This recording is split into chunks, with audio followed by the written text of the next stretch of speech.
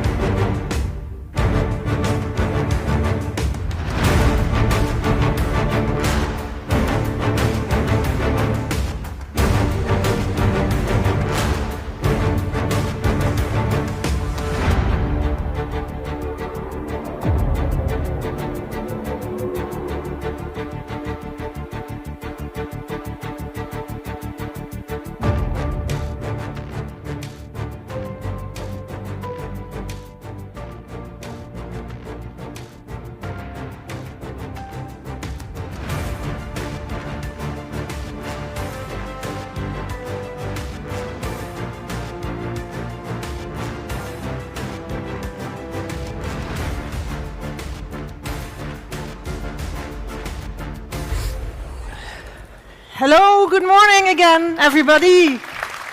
Wow, welcome back. I thought we had a full room yesterday, but today it's really packed. And that's good news, because we're going to have a full show full of discussions with party leaders, prime ministers, commissioners, and last but not least, also an important speech. Because we want to thank today again our hosts, SPD, and in particular the German Chancellor, now since he's here with us, Olaf Scholz.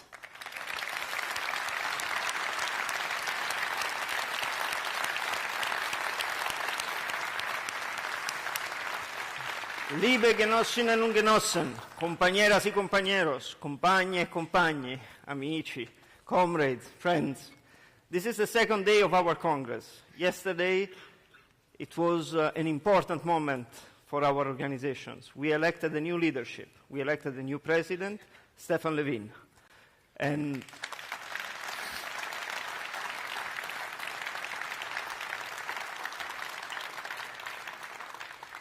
the very first thing that Stefan did was to call for a presidency meeting and make a proposal for his team that will accompany him in leading the Party of European Socialists until the next Congress. So allow me to welcome and show to you this inclusive, representative, powerful team that will lead our movement in the near future. And I will begin by inviting on stage Irache Garcia Perez, our first Vice President.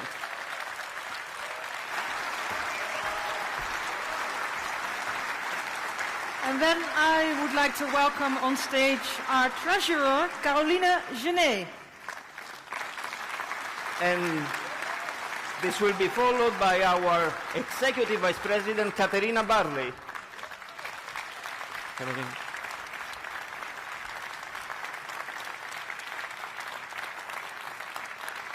And we have a second Executive Vice President, Francisco André.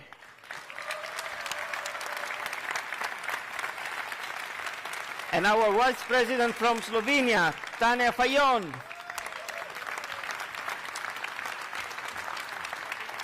And Vice President Victor Negrescu. And Kati Piri from the Netherlands, PvdA. And Andrei Shenya. And Radmila Shekerinska from North Macedonia.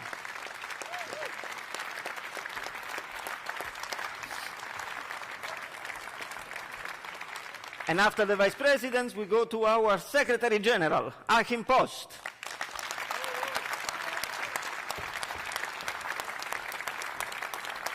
And then I would like to welcome our Executive Secretary General, Giacomo Filibeck.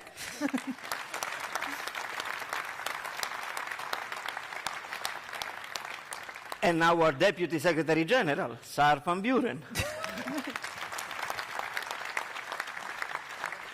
And last but not least, our other Deputy Secretary General, Jonnek Pollet.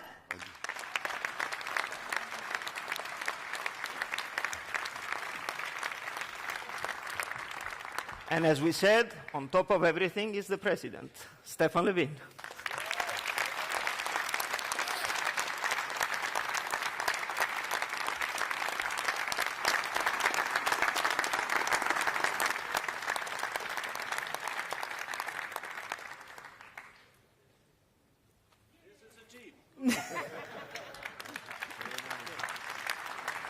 Get close.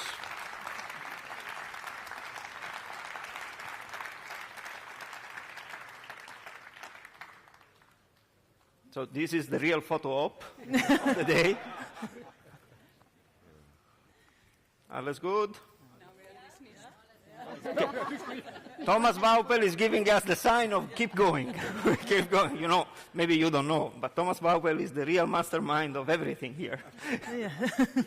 Yes, an applause to Thomas Baupel. Thank you. Thank you. Stefan, you can stay. You call him in?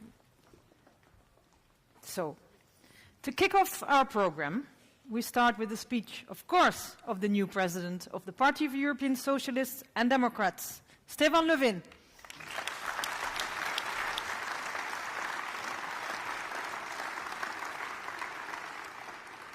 Thank you so much, and dear leaders, dear prime ministers, delegates, friends.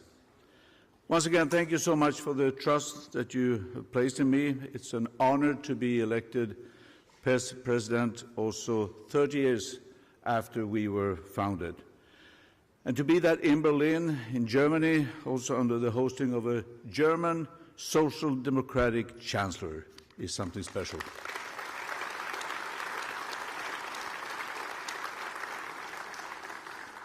Friends, I believe that in times of crisis, it becomes even more obvious for more people that the answer to our great political challenges is the social democratic ideas of equality, solidarity, and community.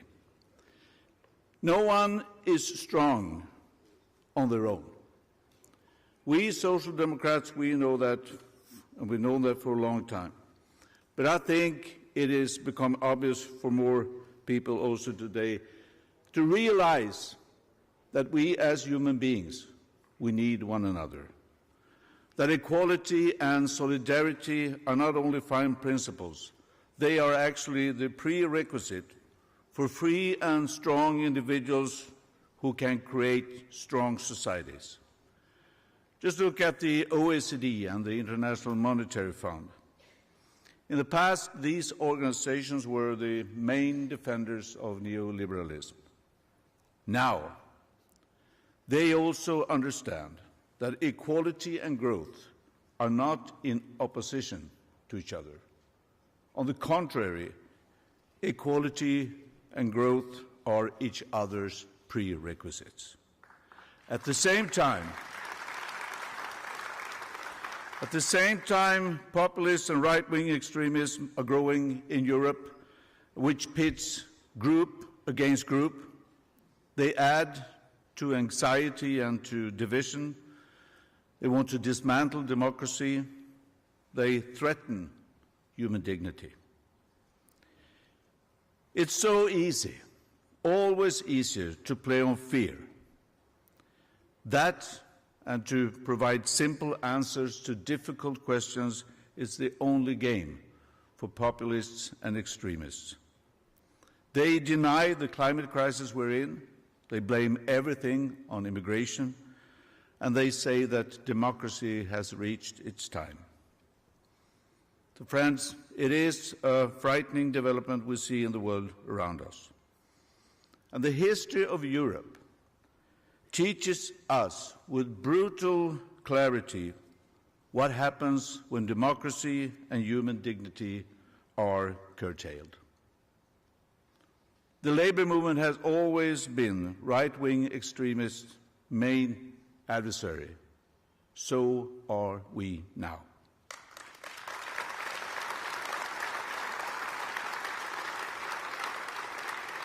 We see what is happening in countries such as Hungary and Poland. Democracy and the rule of law are gradually being dismantled. Gradually, women's rights are restricted. Gradually, the equal value of all people is threatened.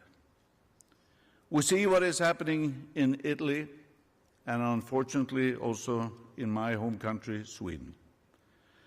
Parties with roots straight down in the fascist and neo-Nazi past have now reached the ultimate political power.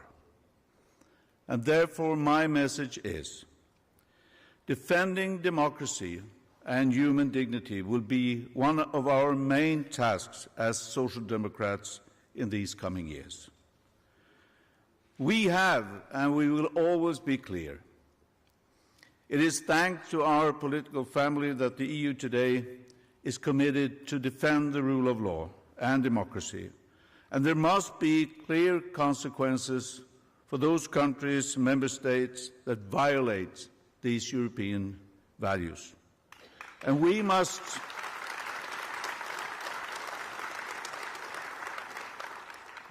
never be naive. Far too often conservatives neither want to or are able to take on these right-wing extremists. So once again, it is us Social Democrats, together with genuinely liberal forces and Green parties, on whom this responsibility falls. Democracy must not be abolished from within. Trumpism must never be allowed to gain a foothold in our Europe.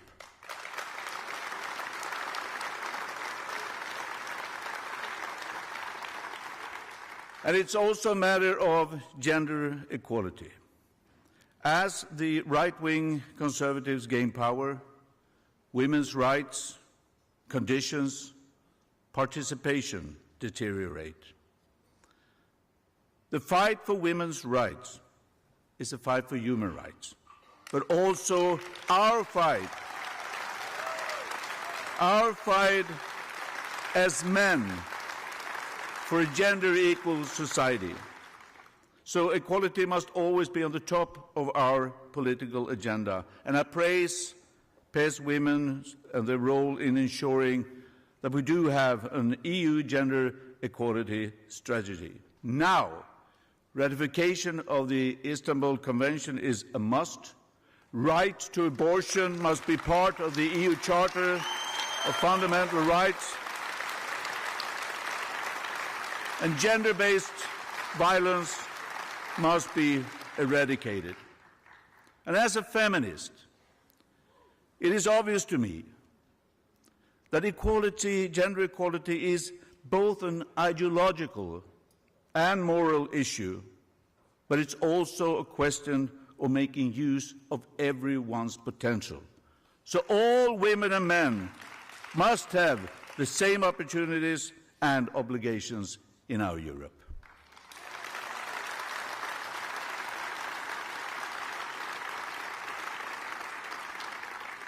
And friends, a new dark chapter in Europe's history is being written right now. Vladimir Putin and the Russian political leadership and the war against Ukraine is despicable and reprehensible. They bear the direct responsibility for this war, and thus for the war crime, for the attacks on children and civilians in Ukraine. And Russia's illegal war is not only an attack on Ukraine, but it's also an attack on our fundamental values. It threatens peace and security all over Europe and the world.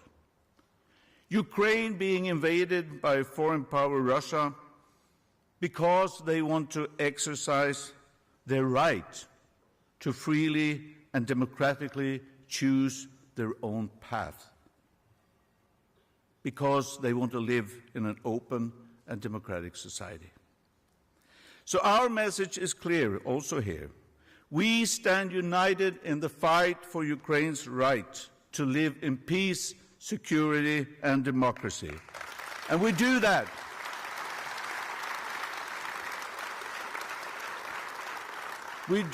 because there is no alternative.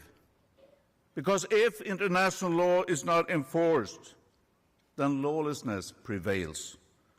And then we can start asking what happens next. Who are the cannons aimed at next time?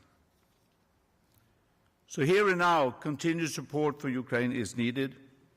It has been and is still very crucial that the European Union is united. Olaf Scholz and Germany have taken unique decisions that strengthen the EU's overall defense capability. Sanna Marin in Finland, Magdalena Andersson in Sweden, the decision in this very new security environment to take Sweden and Finland into NATO strengthens the security of the whole of Europe. That Josep Borrell, through the European Peace Facility, strengthens the EU ability to act, contribute to peace, and strengthen international law. we will need to do more to strengthen Europe and to protect our citizens, to face irrational aggression, and to continue to stand by Ukraine through concrete armed support to defend itself. Now the tensions are high again, and the threat of nuclear weapons frightens the whole world. It becomes clear again that the world must strive for common security. The need for global cooperation becomes even more clear. And I'm so glad that I've, together with Pedro Sánchez, been working with a global network to support the United Nations and to combine all the good forces. Thank you, Pedro, for that cooperation.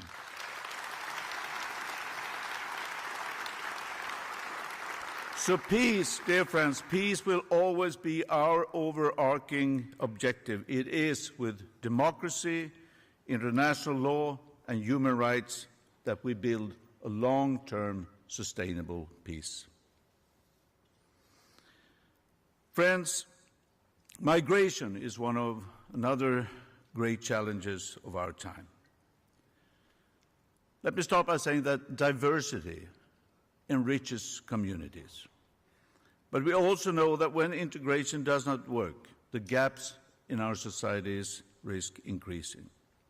There must always be a balance to ensure a successful integration and thus participation in the society. This, in turn, requires that the whole of Europe must take responsibility and shared joint responsibility. This is my clear experience from the refugee crisis in 2015. The right to asylum must be always protected. I would like to congratulate Ylva Johansson for successful work on the road to a common pact on migration and asylum. And we all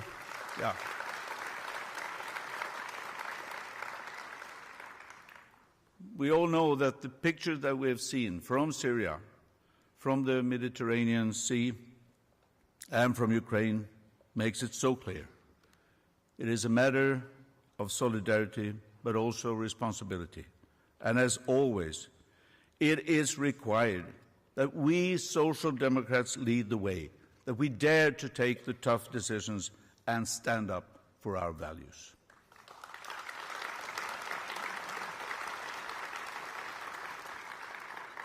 Friends, our family has been a driving force behind the European enlargement. It is gratifying that Moldova and Ukraine have been given a candidate status and that Georgia is aspiring. A clear commitment to the Western Balkan process must be followed by act.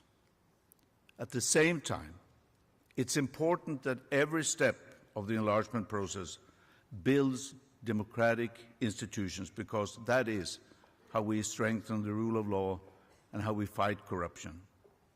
But bringing Europe together is about giving more people the opportunity for a better future, and also about strengthening Europe's security and sovereignty. We must also be aware of that Europe's security is based on the surrounding world.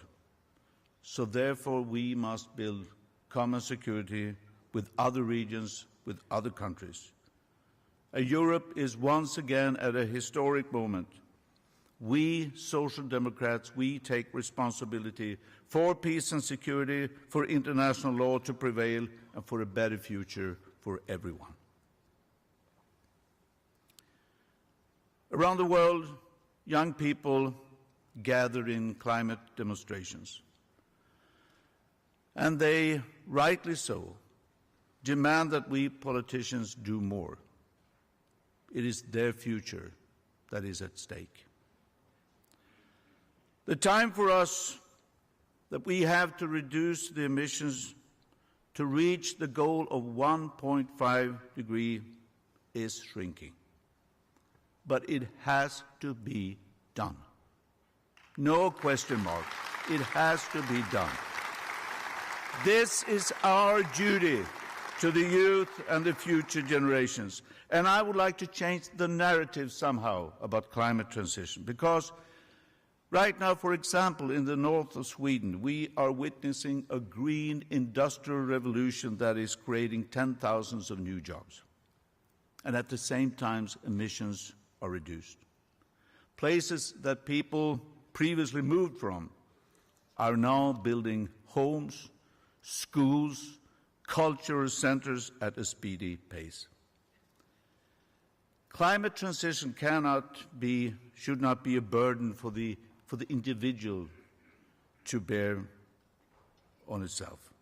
This is a collective endeavor, because climate transition is now the major societal development of our time. And we Social Democrats can show that climate transition will be both about saving our planet, but also improving the living conditions for everybody. And if we do this right, my friend, the most vulnerable in our societies will benefit the most, because we will have clean cities, warm houses, healthy food, and new jobs.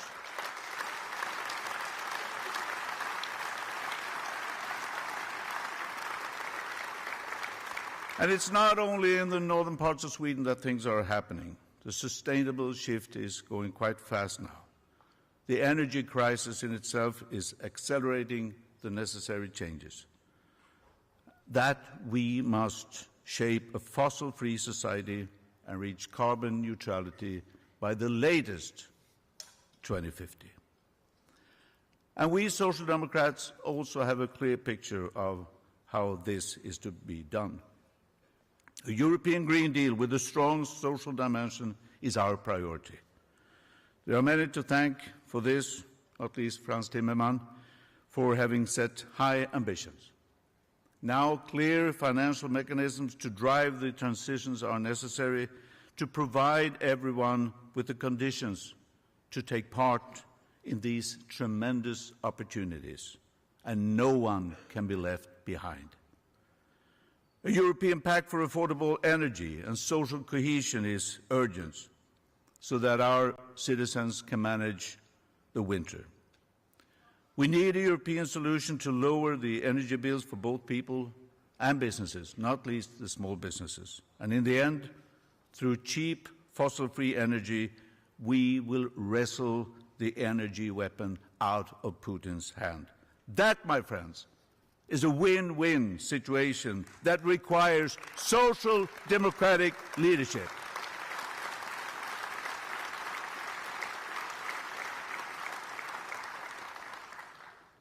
Friends, the fight for jobs is a fight against discouragement. The fight for jobs is a fight for equality, for individual freedom, and against individual guilt, and also the possibility to build welfare. And this is a struggle that we Social Democrats have always led. But in an economic crisis, people's security is often torn apart. I know, not least from my time in the trade union movement, that when crises strike, it is the jobs and homes of ordinary workers that is hit the hardest. It is often those who work hard, do their part, who also have to bear the heaviest burden in bad times. Having a job to go to is also one of the most important gender equality issues. And to be a social democrat is to be a feminist. And as a feminist movement, we fight for the women to have the same rights to freedom and security a job really entails. And PES, for me, is also synonymous with more and better jobs. The European Union has created jobs throughout our union, but the conditions differ. Getting a fair wage for work is a fundamental right. In the Nordic labour market model, that has been made possible through negotiations and collective agreements. Elsewhere, it is politically decided minimum wages that set the standard. I want to congratulate Nicola Schmidt on a job well done. Guaranteeing minimum wages is a success for large parts of Europe, and at the same time, it must never lead to worse conditions elsewhere. We must continue showing solidarity with each other and ensuring that wages and conditions are constantly improving across the European continent.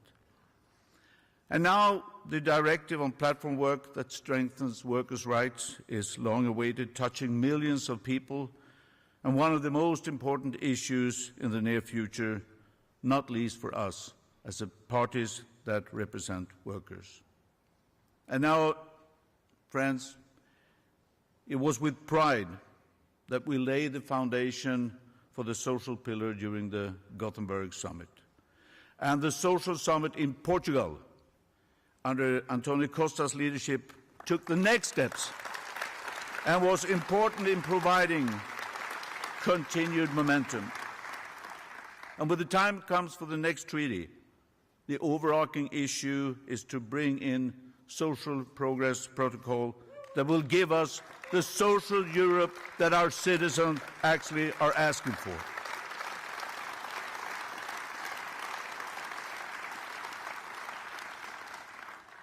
And our youth.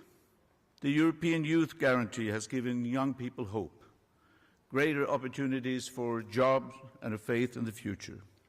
The European Child Guarantee would curb child poverty and give children the security they need. These are signature proposals from us as a political family. They show whose side we are on. It shows that who rules matters, and what could be more important for us than children and young people's safety and faith in the future. So, friends, as I said, we live in troubled times. But we must never, ever let hopelessness overcome the belief that a better future is possible. We are driven by the conviction that the future is ours to shape. PES must be the force that shows that no political challenge is too big for us to solve together. Friends, it's a true honor to be part of this movement, and I look forward to leading, together with you, the political force that takes the fight for democracy, human dignity, peace, and climate. Thank you for your trust.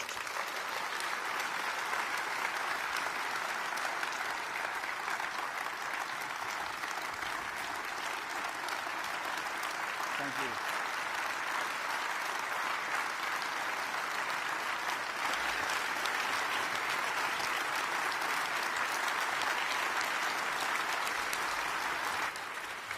They are going to be fast.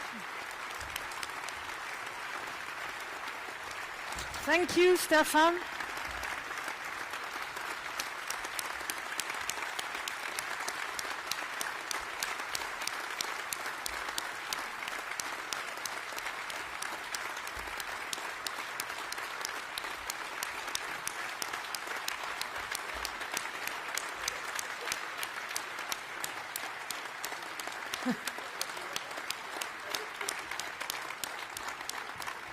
Thank you, Stefan. With that speech, we open today really Mit Moed für Europa, with Cards for Europe.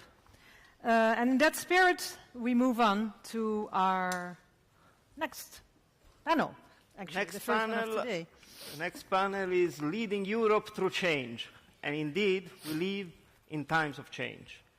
We may say, in a formula, in a nutshell, that the tragic decision of invading Ukraine by Vladimir Putin has changed everything. But for sure, it has changed the everyday life of the Ukrainians, transforming it into a nightmare of violence and suppression and aggression. For the rest of Europe, it has changed a big part of our certainties, our comfort, you may say. the idea that we were living in security, the idea that we were having energy supply always available. And to a certain extent, it has even put under threat our own concept and our own system of democracy. These challenges are not easy to be faced, but we can count on a group of leaders that have been showing their values, their power, their capacity in turbulent times, like the pandemics in this past couple of years, and that now are showing relentlessly solidarity with the Ukrainian people, making sure that Europe is united facing this war of aggression. We are talking about our prime ministers that sit in the European Council and that makes the difference for millions of European citizens. And we are very grateful for the job that you do. We are. And actually, we want to welcome you. And Congress, please give them a warm applause. We welcome you on stage. Prime Minister of Spain, Pedro Sánchez. Prime Minister of Sweden, Magdalena Andersson. Prime Minister of Portugal, Antonio Costa. Prime Minister of Malta, Robert Abela.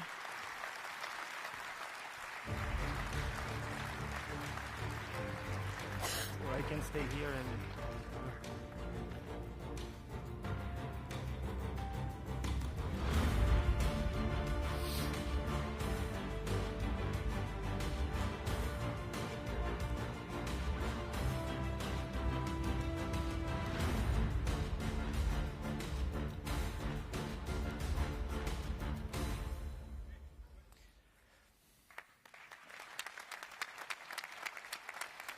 Dear Magdalena, I turn first to you for the first question. Under your leadership, there has been a new departure for Sweden defense cooperation with the rest of Europe. What are the implications for Europe and for Sweden of Russia's illegal war in Ukraine and the hostile rhetoric towards the West? Well, Russia's illegal invasion of their friendly and democratic neighboring state of Ukraine changed everything. This was an aggression. It is illegal and it's undefendable. And therefore, the united response that we've had in Europe has been incredibly important. And I'm so proud of the decisions taken, both when it comes to sanctioning Russia, when it comes to supporting Ukraine, but of course also through strengthening the European Union and Europe as such. And I think the most important issue here is to continue. We need to continue our unity. We need to keep sanctioning Russia, and we need to keep supporting Ukraine as long as it is necessary, because we cannot let Russia win this war. This is an existential question for Europe.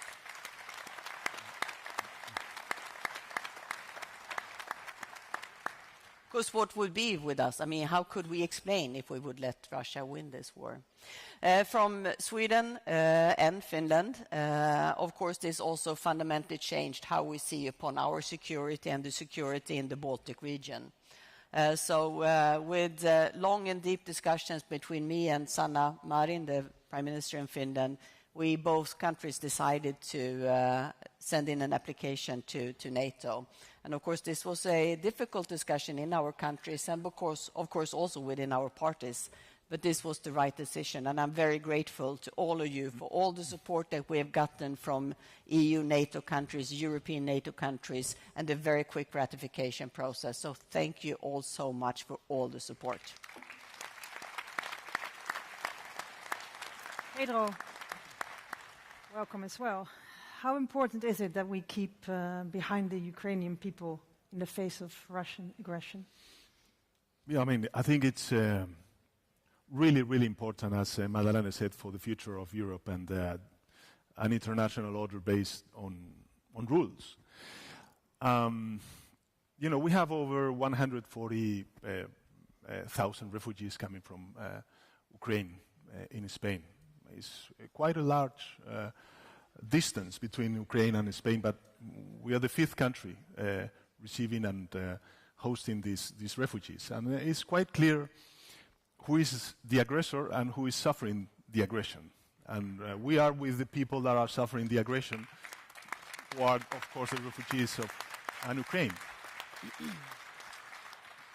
So, you know, we have to keep that unity. As Madalena said, I think it's important to provide financial support, humanitarian aid, and, of course, military capabilities for the Ukrainians. I think it's also a challenge for the European Union as a whole, because we have to, we cannot be naive. This is a challenge that Putin is also tabling against a democratic system that represents all of us, a common political project, which is the European Union. But having said this, I think it's also very important to send a clear message to the Russian population. We don't have anything against the Russian population. We have everything against the autocratic regime and Putin leadership. So, and then of course I think it's important. To take into consideration two other dimensions of this crisis. The first one is the domestic side. I think it's important to provide European responses to all this mess, this energy crisis and inflation, and to provide answers to the international community, especially Africa, Asia, and Latin American countries, which are suffering also the consequences of this war, and trying to avoid that the economic sanctions that we are, delivering against Putin and his regime hurt the economic possibilities and economic development of these countries. I think it's important that we keep in mind that the world is big. We are an important part of the world and in the international community, but we have many other regions that are suffering the consequences of this war, and they are willing to help us in defending the international order based on rules. Thank you. Dear Antonio, the European Union has just granted the candidate status to Ukraine and Moldova. Is the European Union really ready to welcome these new countries among its membership? Well, first of all, Putin cannot win this war, and we keep supporting Ukraine on a humanitarian basis, financial basis, and military basis. Peace must prevail, and we need stand for international law. We need also give full support to Antonio Guterres and United Nations efforts to solve the food crisis. We cannot forget that Africa, Latin America, all the world are suffering with this war, and we need to stand also on solidarity with all our friends in the world.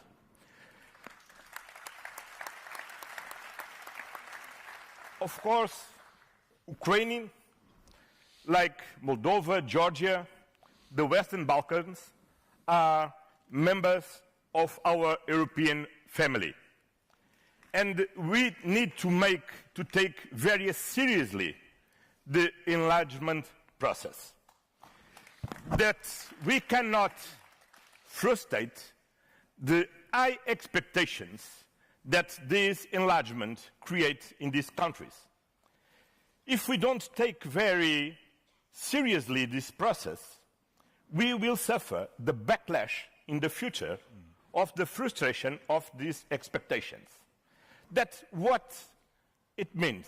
First of all of the candidate states need to make a great efforts to reform their institutions. But the European Union need also reform our own institutions. Let me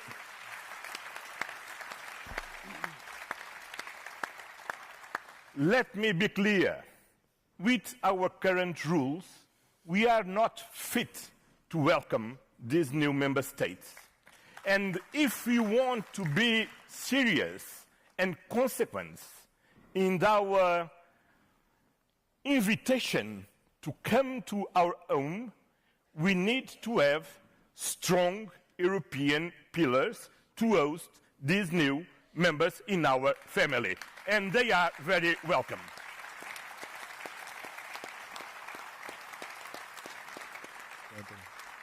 Robert, welcome on stage too. So after leading Malta through the pandemic, your party was reconfirmed in March as the largest political force this year. Congratulations still. How have you managed to keep the trust of the voters? I believe by delivering on the expectations of people and pushing through change and reforms with resolve. And we took over in January 2020, so the same party was in government, but we had a change in the leadership of the party. And there was a particular background. As probably all of you know, we had an unfortunate and sad episode in 2017 in Malta, which concerned the death of a journalist. And that episode gave rise to the need of a number of reforms. So reforms definitely related to the rule of law principles. So in 2020, the beginning of 2020, we embarked on a process, on a tough process, and meaningful reforms are definitely tough. So there is no other solution if you want to really make meaningful reforms other than to go through a tough process. So we embarked on a process where we changed the method of appointment of the police commissioner, the method of appointment of the judiciary, by ensuring that the executive, so the government arm, was totally detached from the method of appointment and scrutiny of the judiciary. We strengthened the Permanent Commission Against Corruption, and we did a plethora of other reforms. At that time, many people doubted us. Many people doubted whether we had the resolve to push those reforms through. And I think that the result of those reforms was delivered yesterday in Malta. Yesterday, we had a very important judgment where two people who were accused of the homicide of journalist Daphne Caruana Galizia were found guilty following their admission, condemned to 40 years imprisonment each. That follows another judgment where a third person was found guilty also of this murder. A further 3 people now await trial, and we have shown that when you do really make meaningful changes, meaningful reforms, then results will follow. And I think that the second point where people really trusted us and which led to us getting such a strong mandate way back on the 26th of March of this year was that our approach throughout the pandemic, so throughout this process of making reforms, then 2 months after starting this process, we were faced with the pandemic. So in March of 2020, Malta, which is very much dependent on the tourism economy, a third of our economy is dependent on the touristic sector, we had to literally close off our airport. So that meant the death toll to a third of the income of our economy. But we had to take those decisions to protect the health of our people. Contemporaneously, we took strategic decisions to support the income, the livelihoods of our people, and to support businesses. And we took a decision to issue a wage supplement, a minimum of 800 euros every month in the salary of our workers were guaranteed and paid by government. And we stood by our people throughout the pandemic. We stood by our businesses. We supported them by keeping electricity prices stable, fuel prices stable, issuing this wage supplement, which I just mentioned, postponement of the collection of taxes, among a number of other measures which we introduced to keep our economy moving forward. And we took that same approach in the earlier months of this year, both prior to the election and also after, when disaster literally struck following the war between Russia and Ukraine. There again, we took a very strategic decision to support totally the increase in electricity and fuel bills, meaning that government absorbed the increase in prices totally, both as regards electricity, as regards fuel, and as regards the liquefied natural gas. And I believe that that support which we gave to our people made people convinced that we were the right administration to lead them forward. And I would tie up this issue to what is going to happen in the coming months. Let us not underestimate the importance of keeping the support of people behind us. If we lose that support, we risk the rise of populist movements. Not we risk, we're seeing the rise of populist movements. We're seeing the rise of right movements. So let us be very careful there. Let us not underestimate the importance of continually supporting our people. If people feel the economic pinch, and they are feeling the economic pinch related to the rise of inflation, to the inflationary costs related to food, related to energy, if people feel that they are being punished for something which definitely they do not share the blame for, then we risk losing their support. And the last point which I would like to make is, and I will definitely conclude on this point, is the importance of continuously bringing about change. So yes, right now we're focused on the war between Russia and Ukraine. We're focused on the energy prices. We're focused on tackling food insecurity. But there are also other themes and topics which touch the everyday lives of people. So whether we're talking about civil liberties, whether we're talking about health, whether we're talking about education. We just listened to the speech by Stefan. He mentioned the change or the sector of platform workers. This week, we made meaningful reforms in this important sector. And there we were faced also with an issue of principle in Malta. Our platform workers are all third country nationals, or mostly third-party nationals, almost 100% of them. So we could have turned a blind eye to the realities which these people are living through, or we could have reformed the sector. And we turned back to our principles, to our principle of social conscience, and there we decided to implement reforms which are being driven through right as we speak. Same as regards the child guarantee, which Stefan mentioned this week. We introduced further reforms to protect the most vulnerable of our families. Let us realize that investing in a solid, in a robust child guarantee will mean that we will have solid future generations. So the issue all lies about the courage to always bring about reforms, notwithstanding the challenges. Yes, we are crisis leaders, there is no doubt about that. Our tenure is perhaps one of the most difficult that history has experienced, but the courage to bring about further reforms and changes, be it in the rule of law, be it in all other areas, will definitely define the future of Europe. Thank you. Thank you, Robert. Dear Magdalena, you have led your party to score the first in the last Swedish elections with more than 30%, and I think that this should be acknowledged by everybody as an amazing success. Unfortunately, the coalition you have been part of falls a bit short in respect to the opposing camp. The opposing camp saw the rise of far-right populist movement. What would be the priority of your party under your leadership to counteract this rise of far-right populism? Thank you so much. I think it's important to say, I mean, we did a good election. We increased 2 percentage points, and we will be governing more in the more municipalities and more regions than we did before. But since the Conservative Party, the Christian Democratic Party, and well, now we have to say so-called Liberal Party, decided to cooperate with the Sweden Democrats rather than with us, it is a situation that we lost power on national level.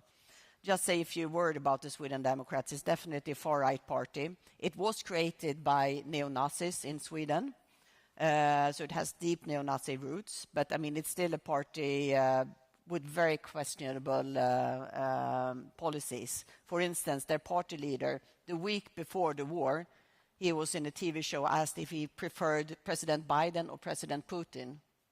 He couldn't choose. We have their party secretary.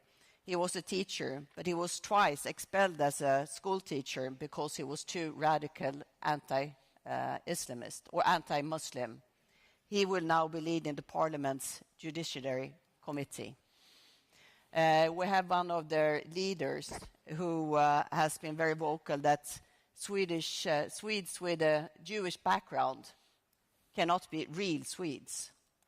He will now lead the Swedish OSCE delegation. This is what's happening in Sweden right now. This party got 20% in the election. And I think it's very important to say, it's not like 20% of the Swedes do have these values. There are lots of good people that should be voting for us that are voting for this party now. So we have a homework that we have to do.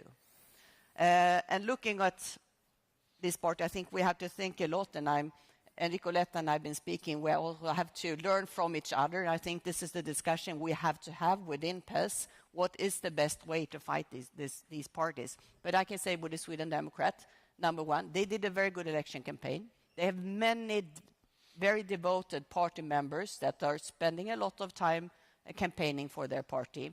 They're very strong in social media, much, much stronger than we are in social media.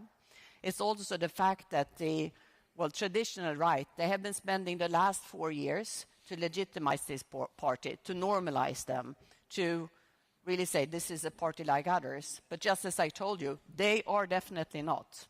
But this is, I think, the conviction among many Swedish voters is that this is just a party like others, and this is also what the traditional Swedish media is picturing them as. Then, of course, we do have the issue of migration. This is their number one issue. And Sweden have taken more refugees, did during the crisis 2015, more refugees than any more developed country had done before. And this, of course, is something that is still part of the discussion in Sweden when we are seeing the consequences in Sweden of that. And then on top of that, we know that they have more male voters than female voters. We know that those that vote for Sweden Democrats, they don't see a bright future for themselves, and they don't feel trust to society. And we have to ask ourselves, why are there so many men that feel this way in Sweden and also in other countries?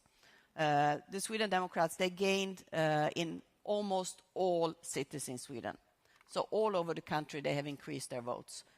So this is something we have to analyze, right? And I think it's one of the really fundamental issues for my party in Italy, but I guess for others as well.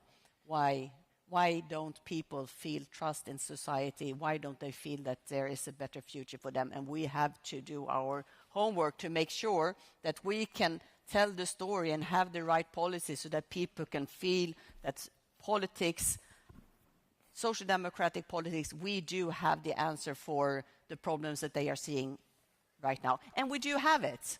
I mean, it's really people, citizens in Europe, they're asking for more policies. They are asking for more social democratic policies, but we have to be more vocal, at least I have to say. I have to be more vocal, and Swedish Social Democrats have to be more vocal to explain that, yes, we do have the answers to the problems that you see in your everyday life. Thank you, Magdalena. Thank you for those lessons learned, and thank you for the self-reflection as well. I think we can really learn from this in the coming years. Antonio, yesterday and today we heard the climate emergency mentioned many times, of course, as one of the first priorities of our progressive movement. Has the ongoing war in Ukraine jeopardized our commitment? No, on the contrary. I think the current situation is a wake-up call for everybody to accelerate the energetic transition. If we want to become free for fuel dependence from Russia, we need to invest more on renewables, sun, wind, hydro, and in the future, green hydrogen and other renewable gases. This is the future. And we need a full-fledged union of energy. And that means we need to build interconnections between all our member states to can share the best energy you produce and afford everybody with the energy that we need. And we can never forget, if we want to win on this energy transition, we need to have the support of our people. If we want to avoid to fool the populists, we need to tackle the price of energy. And that is urgent if you want not to lose the people and to win this battle to energy transition to fight climate change. This is the time to do this.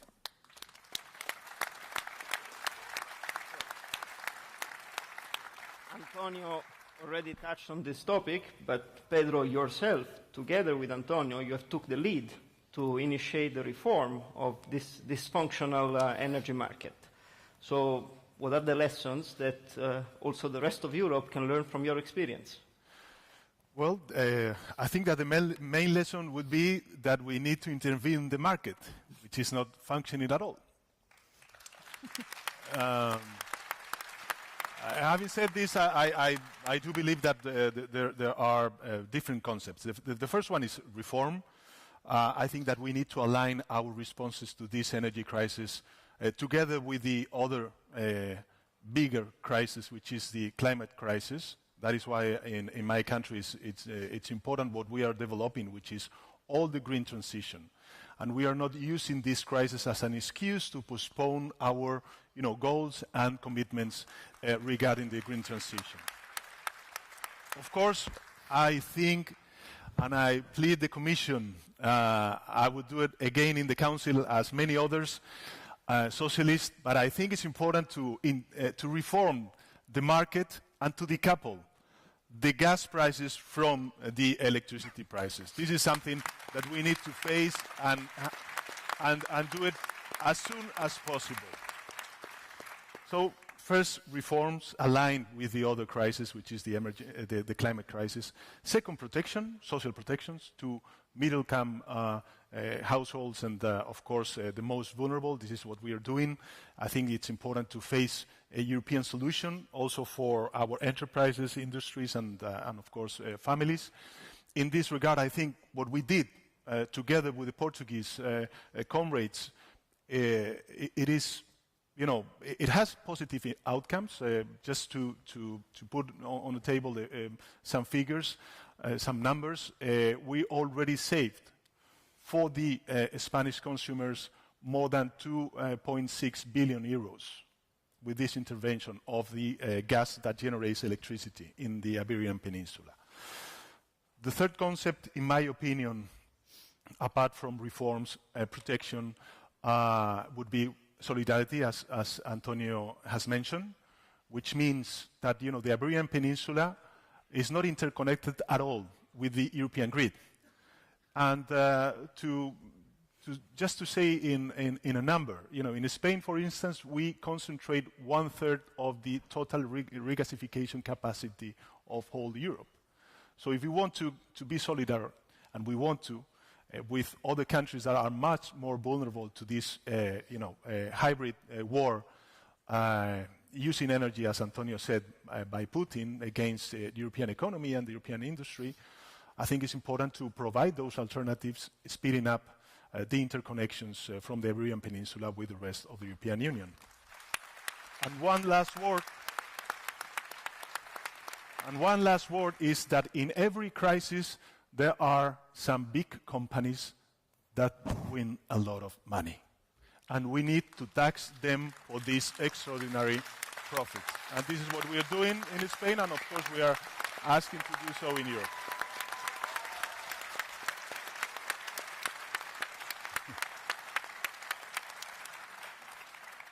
Robert, very big question, maybe. I'll try to compress Try the to answer. open. I'll do my So, best. what further changes do you see ahead for Europe? I think it all depends on how we tackle the current issues, be it the war between Russia and Ukraine. So that is where I believe we have a point of diversion or divergence in how we are seeing things. A number of countries are seeing things. We all agree that we must keep fully supporting Ukraine. There is no doubt that on that point of principle. But last week we were in Prague, and I did not even listen or hear the word peace even once. Luckily today, in our earlier discussions, this theme has been touched upon. But are we really pushing forward for more meaningful peace talks? Are meaningful peace talks compatible with insisting of a win on one side or the other? Those are two questions which I think need to be addressed. So, we definitely do not want Russia to win this war. No doubt about that. But will we ever bring an end to this if we do not engage in meaningful peace talks? And I do believe that the potential for peace talks always remains. Malta has been advocating the theme for peace for a number of months now, not just in the issue of the war between Russia and Ukraine, but also on a more general theme. So I'm just giving this as a food for thought. Let's keep discussing on this issue. The second point, which will, I think, shape the future of Europe, is how we tackle other important matters. The theme of migration was very rightly addressed by Magdalena. It is a very pressing issue for a number of countries, be it Sweden, be it Greece, be it Malta. We have different routes of our migration issues, and by routes I'm not just referring to the migratory flows, but also to the causes. So in the case of Malta, our main source of migratory flows is that definitely in our southern borders, and it is Libya.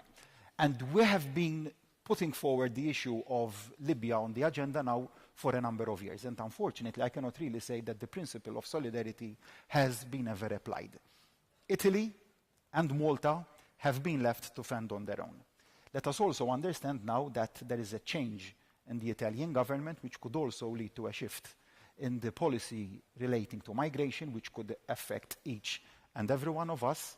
Malta has been advocating very much on the issue of solidarity. Sweden have taken disproportionate burdens, so has Malta in these last years. And the only solution which we have been advocating for, as Beppe knows, Commissioner Johansson was here earlier, the issue that we have to tackle the problems on the ground, at source, on the Libyan shores. And going back now and tying these two issues, the issue of the war in Ukraine and the issue of Libya, they are two separate issues, but can also be seen to be intertwined. Yesterday we have all read about the atrocities in the Ukraine, the mass rapes which have been experienced. But let's also understand that people in Libya are dying each and every day. Migrants are being lost at sea. Children are being lost at sea. We had an episode, a heartbreaking episode, a few days ago, where a 4-year-old child died of thirst when crossing between Libya and Greece. And the issue resolved into one as to which country was to take the blame for not intervening. Let us not underestimate these humanitarian issues. That is what we are experiencing each and every day, what we have been seeing these last years. So let us not underestimate the issue of Libya. The last point, and this was very well addressed also by Antonio, the issue of turning the energy crisis into an opportunity. Taking the case of Malta, we have a lot of wind, we have a lot of sun, people travel to Malta to enjoy the sun, but we have only 11% of our energy needs which are being generated by renewable sources. So that is something which everyone agrees that is rather strange.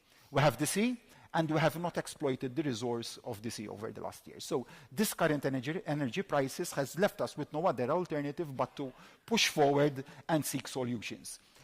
The other issue is that we are limited in land space. So being a small island of 500,000 people, the land space is what it is. So it is not just a simple question of installing more solar panels. There is no space to install wind farms, no space to install wind turbines. So the obvious solution was to go offshore.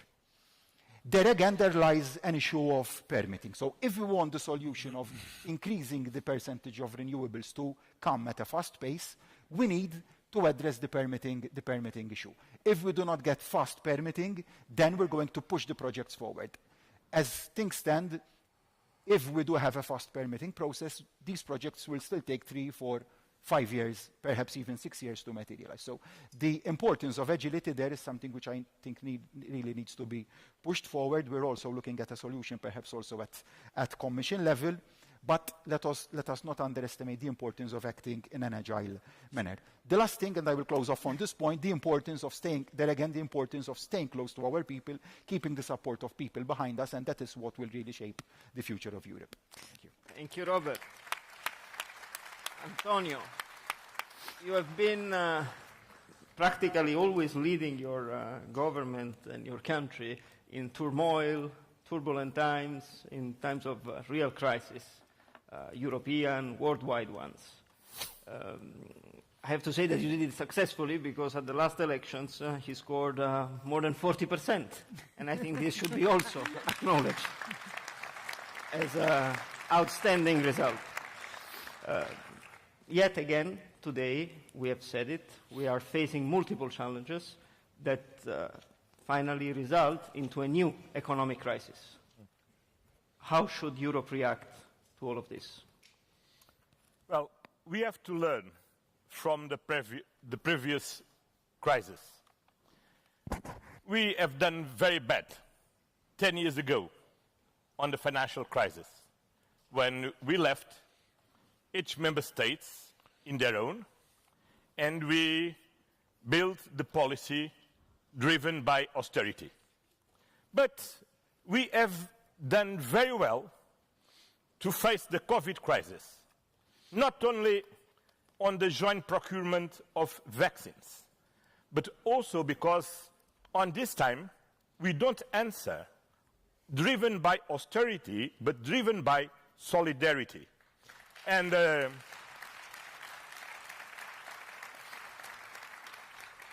we found a common answer for a symmetric crisis.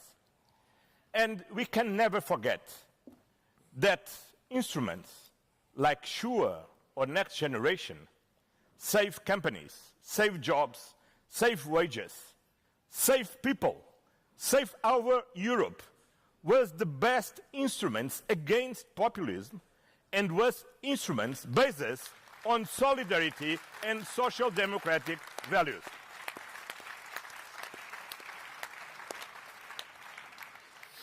We have been facing consecutive crises for the last 15 years. Financial crisis, climate crisis, pandemic crisis, now a war. That means we need a permanent stabilizing mechanism to face and to tackle this crisis.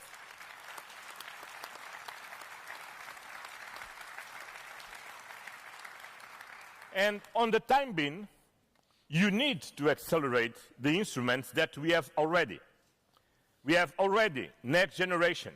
We have already Repower EU. Then we need to accelerate to execute what we have already, but we need to create a permanent instrument, because what is the big lesson? The big lesson. They are always a crisis waiting for you. And then we need to have a permanent instrument to tackle this crisis. Thank you, Antonio. And we touched upon this subject already before with Antonio and Pedro. Magdalena, what is your take on how we can ensure the continued commitment of our citizens to a sustainable future away from fossil energy?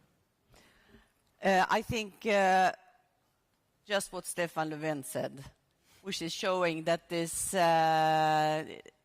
climate transition, green transition, is not about losing jobs. It's not about lower growth. It's not about the more boring life, but the opposite. The green transition is something that is right now creating jobs with good wages. It is creating investments, creating higher growth. And we see it in the northern part of Sweden right now. It's a fantastic development. So many people are moving there. They need to build their houses. They need to build schools. They need to build infrastructure because of all these investments. And this is what we have to show to our citizens, that this is not a boring future. It is a glorious future that is awaiting us. And this is the right thing to do, because we have to save the climate. This is a question of security policy is very obvious to us right now, but this is also a question of jobs and growth for the future.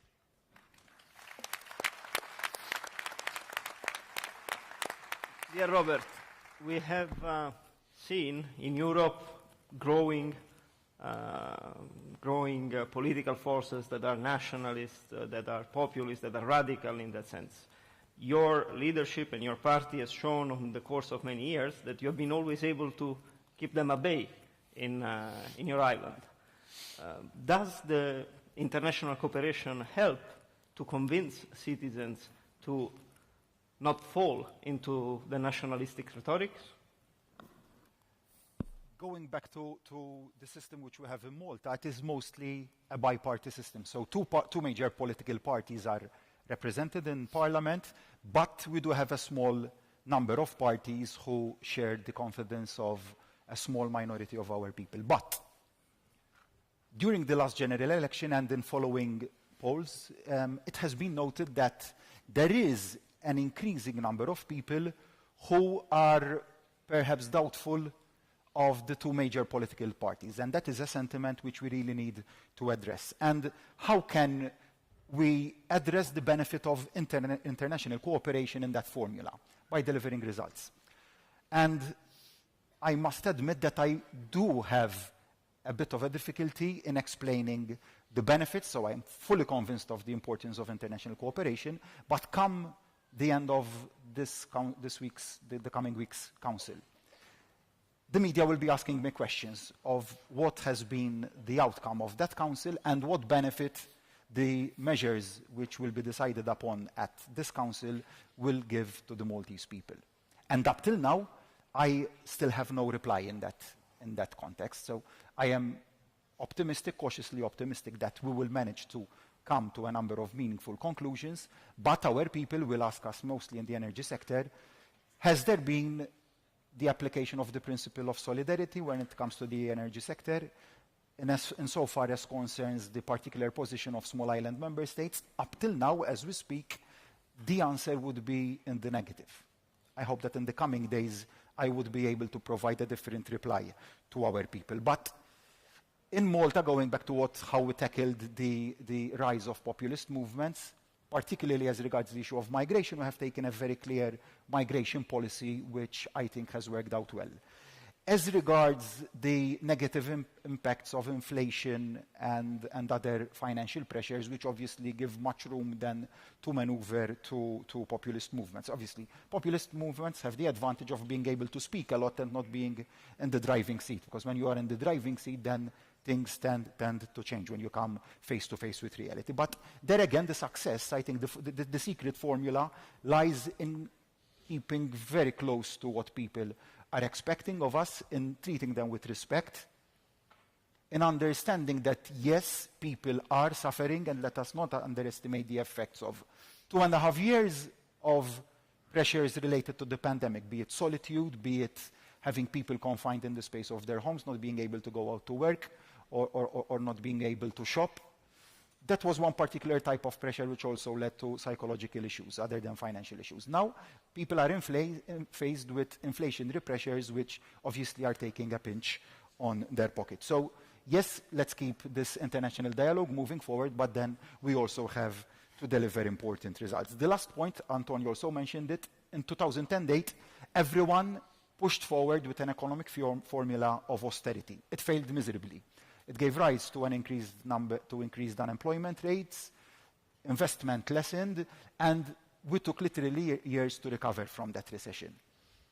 Now, as we move forward, I think the formula there has changed to one of incentivizing our businesses, to one of incentivizing our workers. Yes, I do appreciate what Pedro is saying, that a windfall tax would be one of the solutions on the excessive profits which energy companies are making.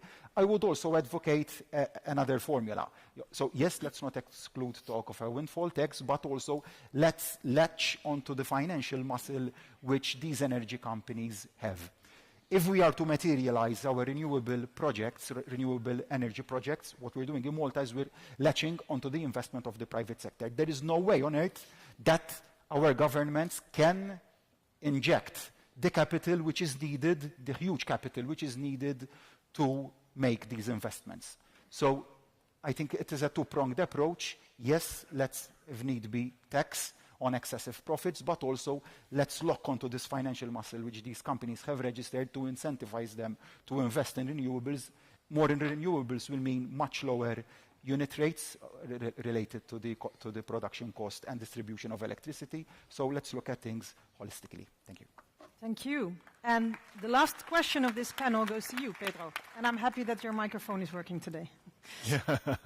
You're a strong proponent of UN reform.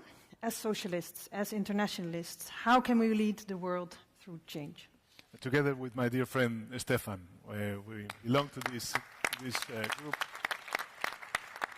The two main questions, apart from the climate change, in the General Assembly of the United Nations were, first, how do we allocate financial resources to the less developed countries after the pandemic and nowadays with these terrible consequences of the energy crisis?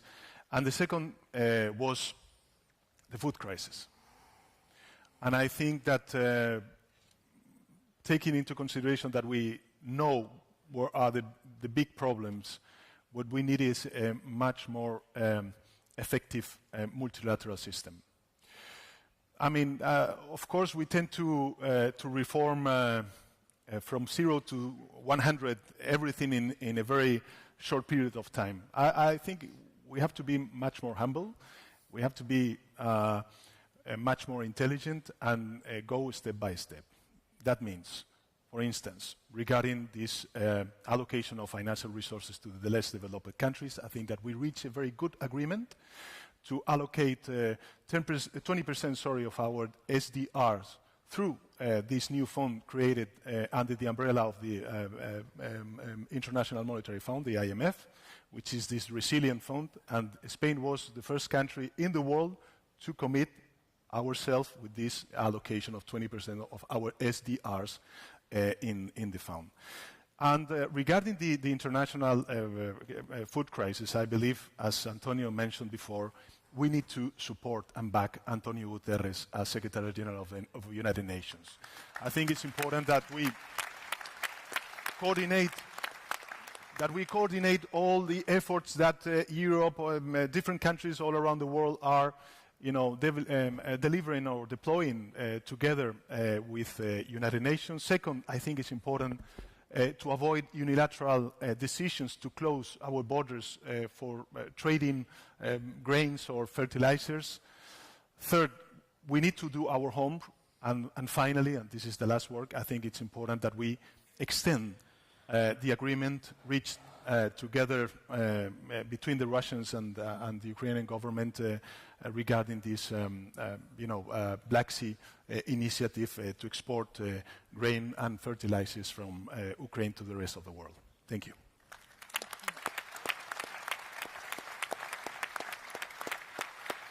Well, thank you, Prime Ministers. It was an honor to have you on stage. Everyone is very proud of you and of your work. Thank you. Thank you very much. Yeah, Antonio. Thank you. Yeah, Robert. Muchas gracias.